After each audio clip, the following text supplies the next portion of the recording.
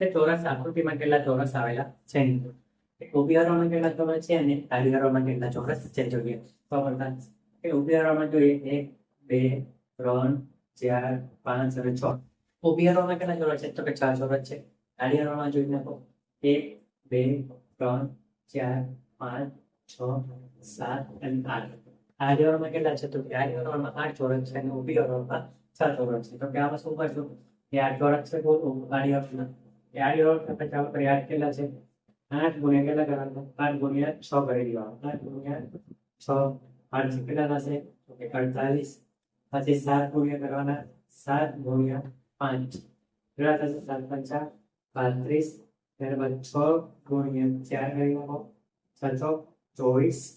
ત્યારબાદ 5 ગુણ્યા 3 કરી નાખો કેટલા થશે 15 ત્યારબાદ 4 ગુણ્યા 2 કરી નાખો કેટલા થશે 4 દુ 8 ત્યારબાદ 3 ગુણ્યા 1 કરી નાખો કઈ પેટર્ન કરવાની કે આ પેટર્ન સર ત્યારે ઊભી હરોળ હતા પછી અને આડી હરોળ ત્યાંથી હોય તો કે વધારે હોય ઊભી હરોળમાં કેટલા હોય 3 કા 3 હવે શું કરવાનું આ બધાનો શું કરી નાખવાનો કે સરવાળો કરી નાખવાનો તો કે સરવાળો કેટલો થશે મિત્રો કે 8 8 ને 4 કેટલા થશે 12 12 ને 8 કેટલા થશે 20 20 ને 10 કેટલા થઈ જશે 30 30 ને 3 કેટલા થશે 33 33 નો ચોકડો વળી 3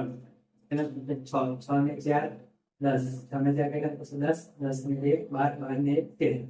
કેટલા થાય ટોટલ 133 કેટલા ચોરસ હશે 133 ચોરસ હશે